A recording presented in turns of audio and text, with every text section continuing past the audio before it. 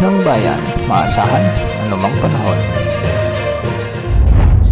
Magandang oras po sa ating lahat. Narito ang update sa lagay ng panahon ngayon at sa susunod na 24 oras. Sa kasalukuyan ay may namomonitor tayong low pressure area at huli itong namataan ng Pag-asa sa layong 1,310 kilometers east-northeast ng extreme northern Luzon. Samantalang southwest monsoon naman ang nakakaapekto sa Visayas at Mindanao.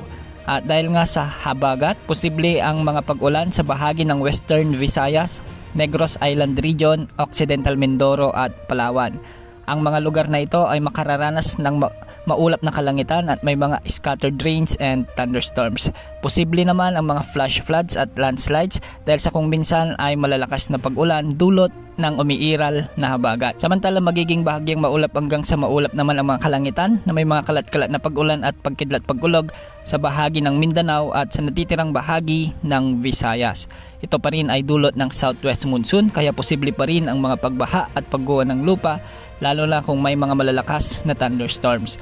Samantala magiging maulap hanggang sa bagyang maulap naman ang mga kalangitan na may mga isolated rain showers at thunderstorms sa Metro Manila at sa natitirang bahagi ng Luzon. Ayon sa Pag-asa, hindi naman nakikitang magiging bagyo ang low pressure area sa silangan ng extreme northern Luzon. Subalit, posible nitong hilain o palakasin pa sa mga susunod na araw ang habagat o southwest monsoon na posibleng magpaulan sa bahagi ng Visayas, Mindanao at southern Luzon.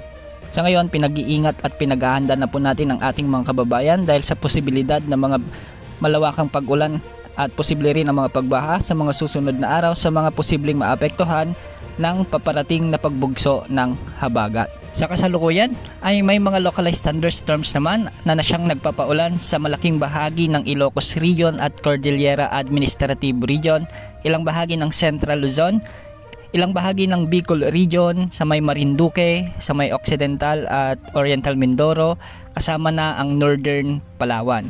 May mga pag-ulan din sa Eastern Visayas, lalo na sa may Eastern Leyte at Northern Samar. Inaasahan din ang mga pag-ulan dahil sa localized thunderstorms sa bahagi ng Cebu Province at sa may Bohol.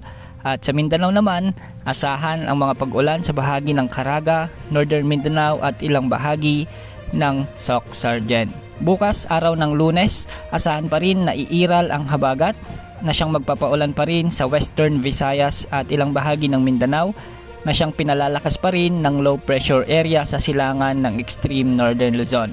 At asahan pa rin ang mga pag-ulan lalo na sa hapon at gabi dahil naman sa mga umiiral na localized thunderstorms sa malaking bahagi ng bansa. Yan ang update sa lagay ng panahon. Ito po ang weather update ng bayan. Maaasahan anumang panahon.